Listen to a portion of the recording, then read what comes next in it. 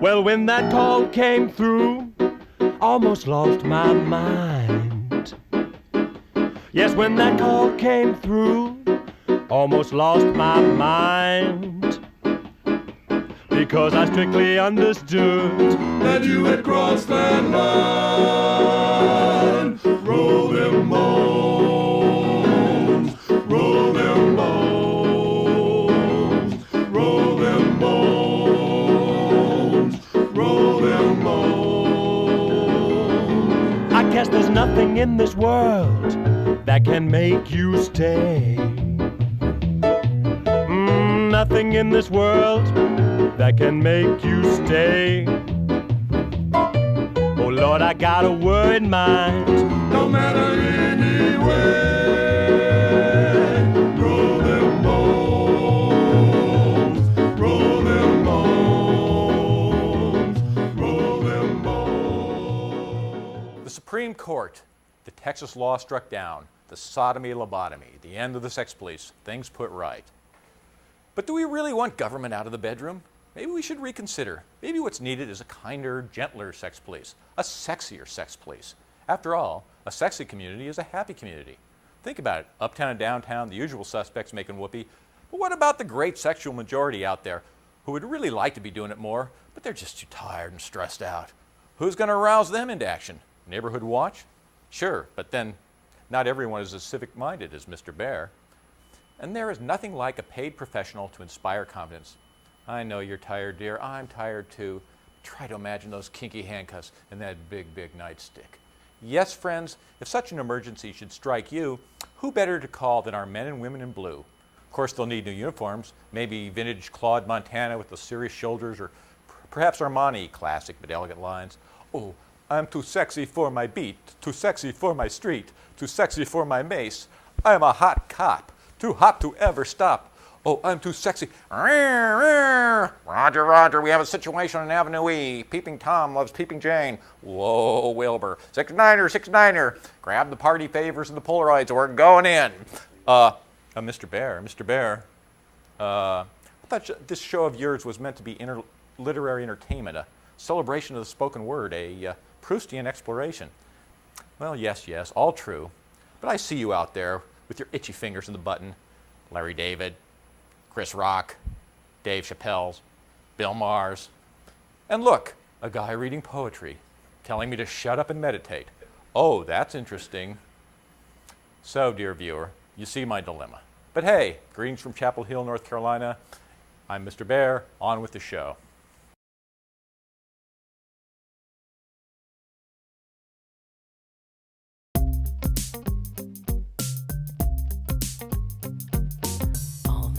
Have started cooing.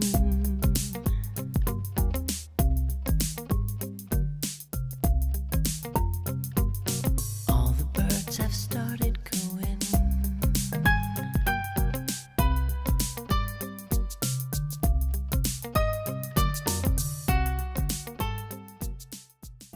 Once walking through the woods on my way to the creek, I heard an unusual commotion near a group of towering pines that swayed in the soft breeze of the early summer afternoon. It wasn't the cries of blue jays so quick to play for a sentinel, or the chatter of thrushes that find a snake inching through the grass. It wasn't even the angry hissing of hawks when cornered. It was the unmistakable calls of crows, coarse and loud, but much more urgent than normal. The birds were so absorbed in their task at hand, they barely noticed my approach until I was right upon them, and they swooped and cackled at something white and pale laying in the pine straw. The birds would dive, pecking at the object as they flew, then rising in the air in arcs to perch on the gnarled limbs that twisted like fingers of witches overhead. I walked closer only to find a young fledgling crow, white as cotton, head bowed under its wing, feathers pecked and frayed, a few bloody spots from the onslaught of aggressive pecking by its angry kin. The cudgels cackled in the trees above, and I leaned forward and gathered the young bird into my jacket. Its glistening pink eyes gazed at me in shock and fright as I secured it in the folds of the cloth as the dog sniffed closer. As in all of nature, this difference seemed somehow dangerous, alien, set apart, something to be distanced, attacked, discarded, disregarded, and ignored. I wondered if crows, like the ancients of Sparta who left unusual babies on rocky crags to die, viewed this creature as an ill omen among their species. If left alone, this albino crow would have been murdered by its own kind. But today, this would not be the case. "What in the world you brought home now?" Luesta said as I walked in the garage. She knew from experience I had an affinity for animals that went beyond the norm, and had over the years cared for every sort of animal from squirrel to raccoon, kit fox to possum. Once a young fawn was brought into the house by a man who had seen the mother killed on the highway. My mother named him Bucky, and he slept in our living room next to the easy-boy recliner. We fed him oatmeal and evaporated milk from a baby bottle until he grew horns and ran away one shady fall afternoon as a herd of deer made a shortcut through our lawn. I held up the crow for Luesta's inspection. "Oh, Lord, you got a haint!" she hollered, holding a cup up to her mouth to spit out the peach blossom snuff she loved. "Who knows who that be? That might be somebody done bad on this earth, even kill somebody. And the good Lord done cursed them and set them out as a white crow, so everybody knows they be a haint," she continued, her eyes glowing at the creature like it was an alien. "This isn't a ghost, Luesta. It's just an albino bird, a genetic fluke, something like that," I said in reply. Mama walked out to see what the commotion was. "Can't you let animals stay in nature where they belong?" she pleaded. "Oh, Miss Lewis, please make that child get rid of that haint bird. Things that black ain't supposed to be white," she stated. "Well, what about Lena Horne, then?" Mama giggled, looking over at the bloodied bird. "It won't make it through the night, sugar. When nature makes something unusual like that, it has but a short existence on this planet," she moaned and turned toward the house. "I'm going to name him Mr. Haint," I said, forcing his beak open to accept an earthworm grub. Mr. Haint swallowed the grub with enthusiasm and blinked his white bird lashes at me in thanks.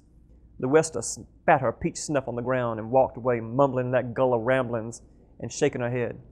I kept Mr. Haint in a makeshift cage created from a metal milk crate covered with chicken wire, a small square cut from an old tin roof as the door. The bird soon became tame and would call with enthusiasm upon my arrival. He'd follow me everywhere, lighting from tree to tree, swooping down to land on my shoulders or head, always demanding attention. In the house, he would wreak havoc, follow me from room to room, landing on lamps, leaving bird droppings on the stair railings and dining room chairs as we dine in the evenings. Sitting in the living room watching Ava Gabor on Green Acres, Mr. Haint would call with gusto upon seeing Ernie the pig wander across the set. And when a lioness attacked the Thompson's gazelle on Wild Kingdom one Saturday night, you would have thought the house was on fire by the way Mr. Haint cawed and flitted back and forth between my shoulder and the chandelier. "Doves are the symbol of God's love for man," my father would say. "The dove brought the olive branch back to Noah's Ark to prove the flood was over," he continued. "Frank Lewis, that's a damn white crow, not a dove. Look at him," Mom would implore, sipping her martini with double olives. After a while, Luesta even became acclimated to the bird, and occasionally after school I'd return to find her talking to the crow in the kitchen as she made cornbread. "What you looking at, bird?" she'd say. "No matter how white you look, you still be a crow on the inside. Don't be looking at me with your pink devil eyes, 'cause I've been saved since I was 10 years old, so turn your crow head someplace else," she'd mutter, yet in the same breath throw a bit of cornbread on the floor, which Mr. Haint dived upon immediately to ravage. "Look what you made me do, devil bird," she would gasp if anyone caught her in the act. Mr. Haint would caw and wink, his yellow toes grasping the green vinyl in the kitchen's Mediterranean-style dinette. One day, several months later, when the sun made the windows and the mirrors, Mr. Haint dove headlong into a sliding glass door, cracking his neck upon impact.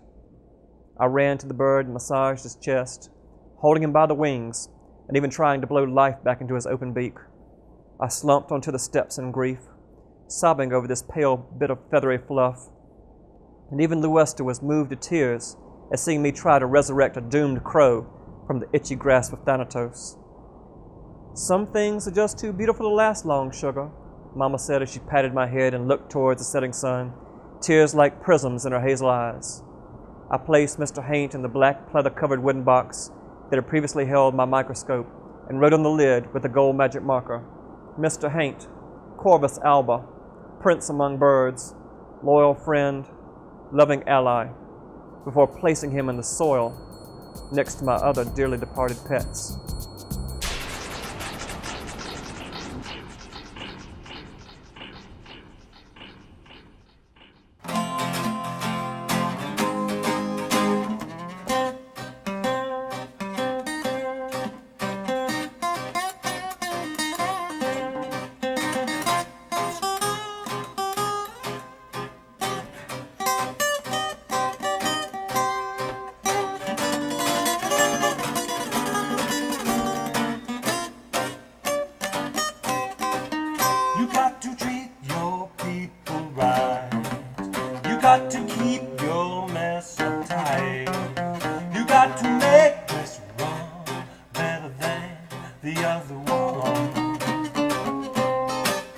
You might not get what you want, but you'll always get what's coming.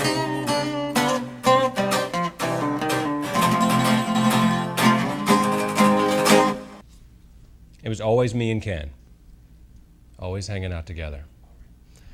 It was me and Ken going down the identical hallways of 1,000 different hotel rooms. Me and Ken getting drunk. Me and Ken playing pool. Me and Ken smoking. Me and Ken bunking up. That's the way it worked. We were our own little clique. It kept me from losing my mind. Or the other way around, actually. I'm not sure anymore.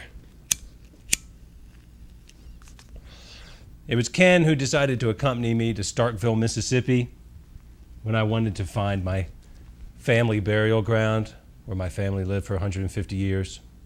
We had come up from New Orleans with Jimbo. It was the first time that I'd ever been in New Orleans. And we went up from New Orleans up into Mississippi because Jimbo's people lived in Clarksdale, home of a lot of famous dead bluesmen. I had a bottle of gin under the front seat. It was 100 degrees.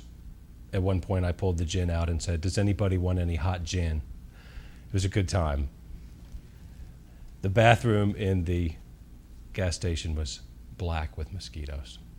Anyway, so Ken and I are on the way to Starkville to find my people. And we go into a gas station to ask for directions, although I seem to remember it being a straight shot.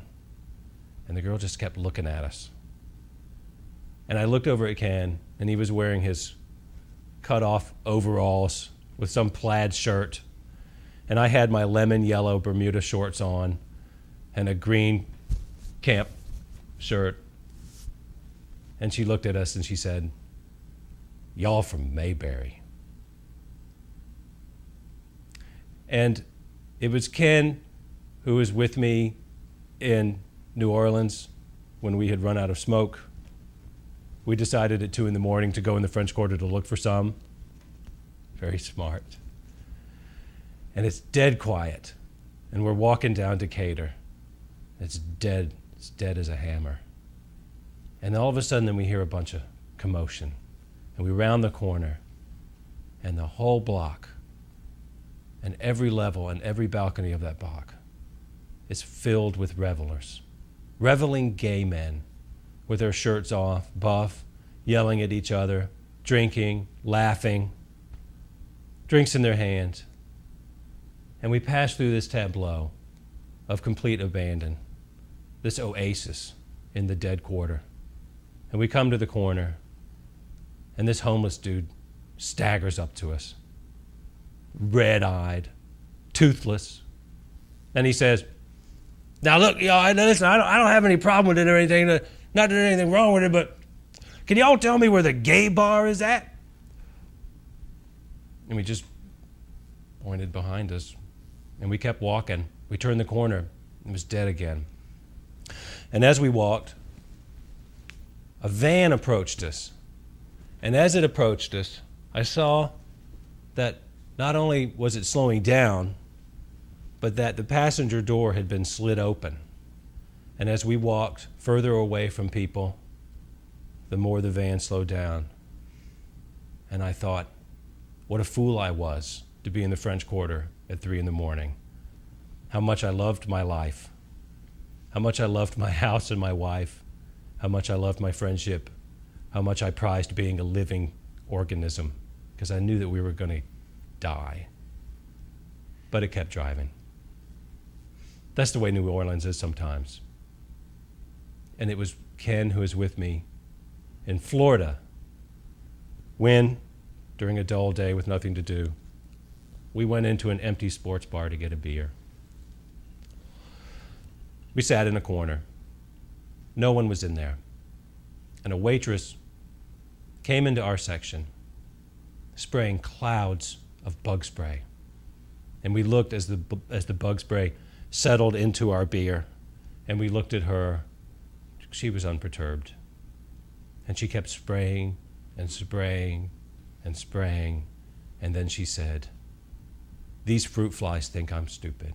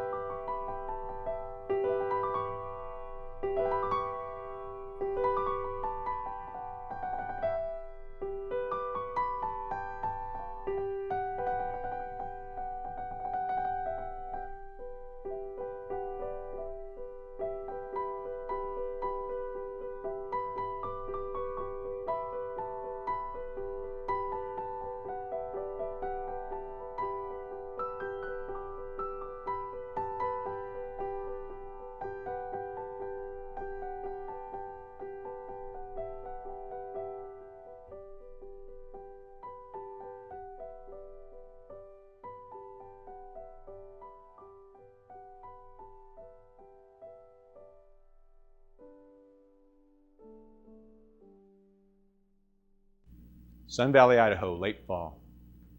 This is my third day in a row walking on the mountain, but my mind is still full of chatter, imaginary conversations, and noise. Overhead, the white streak of a vapor trail cuts across the azure sky.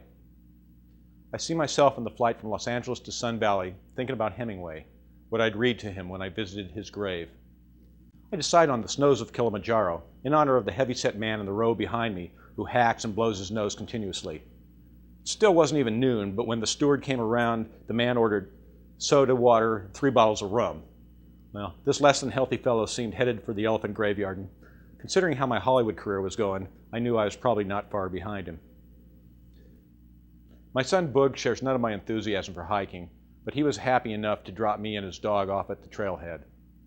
The October air is crisp, crystalline, intoxicating. I can smell the sage, and I pause often to pick sprigs to inhale. A majestic carpet of golden leaves adorn the trail as if leading to some celestial kingdom. Several trees are charred from the fire from the previous dry summer.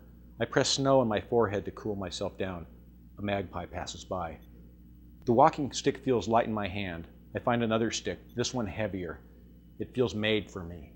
I see bellowing clouds, rolling gray-green sagebrush-covered hills, autumn still ablaze at the lower elevations. I embrace the quietness, the stillness. I walk and I listen with full expectation of receiving some valuable information. Years ago, while trekking in Nepal, I encountered a Frenchman coming down the trail as I was going up. The man, probably close to the age I am now, was beaming from ear to ear. His cheeks were ruddy with animal health, his eyes sparkled, and he was singing. I could feel his bliss. He was in an ecstatic state I've since experienced many times walking in the Northern Rockies. As always, his face is my goal. But there's a lot of haze in my brain to burn off first, and part of me is still in Los Angeles. In LA, I met with Steve Nemeth, who I hadn't seen in years. Steven is now president of Rhino Films. His phone kept ringing, and he'd slip on his headphones and step into the lobby of the building and ride around on a 3-wheeled scooter, which is very cool. I tried it and got the hang immediately, cutting some tight curves on the polished marble floor. When our conversation was interrupted by yet another call, this time Penelope Spheris, it dawned on me my friend was actually in a position to influence people's futures. I scanned the Post-it notes stuck all over his wall. Suddenly, one of the notes dropped from the wall, floated in the air like a falling leaf, and disappeared under his desk. Someone's fate was altered. That could have been my name on the note. When we finally focused on the reason for my visit, I pitched Steve on my Joseph Conrad project, Beyond the Java Sea, a period piece adapted from a short story that was a study for Lord Jim. I told Stephen I was interested in a certain kind of harsh beauty, and he listened attentively while checking his email, but considering his last film was Dogtown about skateboarders and his current project was about Johnny Rotten and the Sex Pistols, I doubted my vision fit into his grand scheme. Oh well. The next day I met with Jessica Kay, my book agent. I couldn't help noticing that her desk looked like a bird's nest. Papers were piled on papers, and disorder was in the making. She claimed not to have any shelf space, but I'd seen her repeat this pattern at her last office. I suggested stackable plastic tubs to file papers away, and she said she'd think about it. On my first day hiking, I couldn't get the image of Stephen Nemeth's lost sticky note and Jessica's bird nest desk out of my mind. The voice of the cosmic radio told me that if I didn't want to end up on the bottom of her pile, that I'd better email her. When I got home, I sent off an email telling her that God spoke to me on the mountain and that she had to clean her desk. I didn't consider she might take offense at the suggestion, but I'm afraid she was not in the least bit pleased. So now I worry about her too. The good news is that I didn't email Stephen and tell him that instead of constantly eating candy to keep his energy level up, he should switch to fruit. Okay, enough Hollywood. Focus. Be here now. Every day it is my habit to search for one image worth preserving. Camera or not, it does not matter. I wait for the right light, and I wait for the right conditions within myself to be perceptive enough to meet the moment. On the side of the trail, I notice a pool of water with leaves floating on the surface. I fix my imaginary lens on the water. The leaves look black, and the water looks black. I look more closely, and there is color in the blackness. I see the reflection of the sky, the gnarled trees, and the clouds shaped like dragons. I try not to hurry. Lately, I've been anxious about time closing in on me. I felt that everything was speeding up, that life was rushing by, that I was getting nowhere, that time was running out. This made me feel old, desperate, depressed, dissatisfied, and confused. I tell myself, this is an illusion, a self-made prison, a trap. The answer is not to do more, but to do less. Do what is important and eliminate the rest. Have ambition without ambition, strive without striving. Imagine endless time stretching out, no hurry, no rush, expansive time. I think of other days on other hikes around these mountains, late July up in Copper Basin, the wildflowers in full bloom, Indian paintbrush, foxgloves, columbines, lanterns of the fairy lilies, white with a touch of lavender, the high grass waving, the yellow jackets swarming among the sweet-scented lady slippers. I want to stay and never leave, and I wonder how anyone could not love life and not believe in the glory of creation, and I want to live forever, and I greedily breathe it in, trying to absorb it, trying to etch it into my mind as hawks circle high above, circling in wide, lazy loops, riding the current. And the higher I climb, each wildflower meadow becomes more spectacular, and part of me wants to lie on my back and do as the lilies and toil not. But on I go, crossing and recrossing the river that flows from the summit. On that day, Homer and Harold are with me. Homer, part griffin, part unknown, is black except for one white front paw. Harold, dapper in his white and black Dalmatian attire, is color coordinated with Homer, and they make a dashing pair. As the dogs jump in the river for a swim, I kneel down and submerge my head in the freezing water. What a rush! The shock of the water makes everything more intense and clear, and I am fully awake, brilliantly awake. Poor Harold is no more, and today it is just Homer and me. Breathe, relax, enjoy. I bow my head and pray and send a blessing to all the people in my life, friends near and far.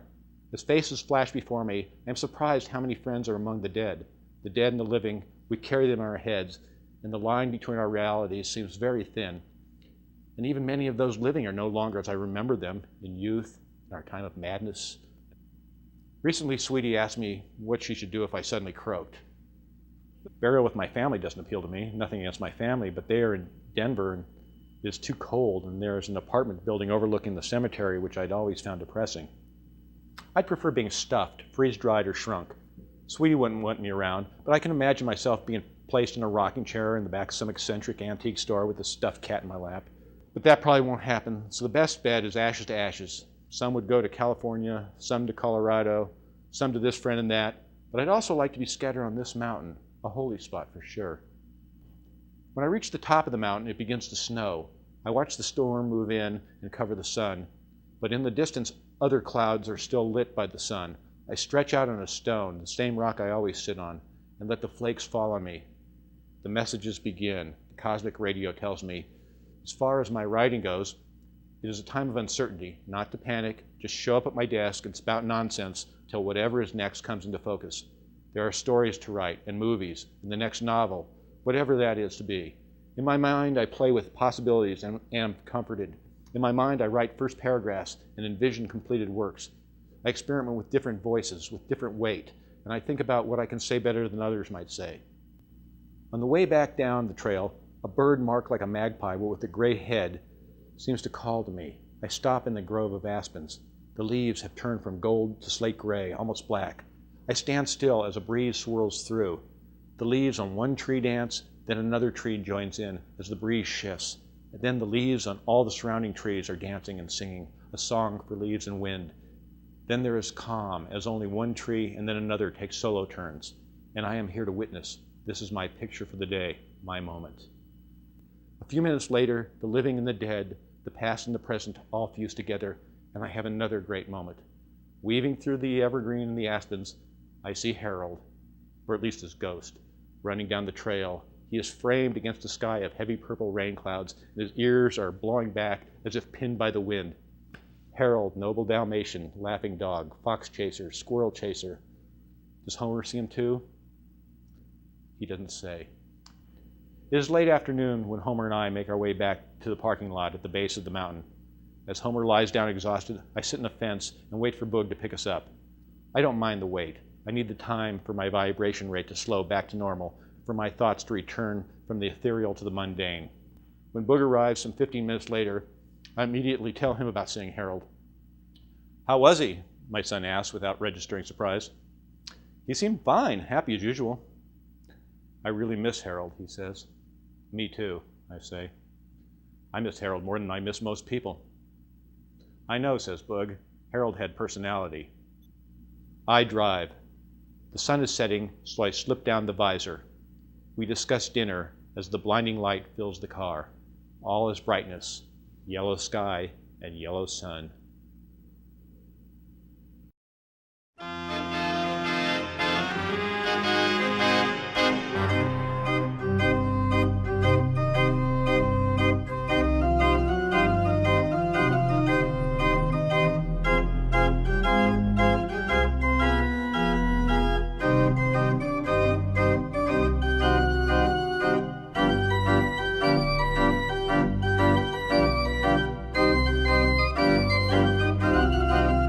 You got to treat your people right. You got to keep your mess up tight. You got to make this run better than the other one.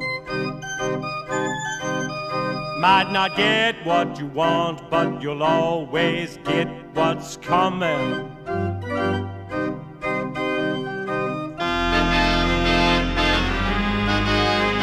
Mr. So-and-so's on my mind. He liked to worry me all the time. Blackstone Audiobooks Vaudeville presents is in Coops, trouble. the Lost new her audio Odyssey novel wants to take written life by Tim Baer. Before and every place, there was Vaudeville, becoming like court everywhere in else, woke were the the exception. America Rules become become one big shopping mall where anyone might Weird there was no regular place Vaudeville, off the where map. anyone Paul say Vaudeville. started on this. Vaudeville.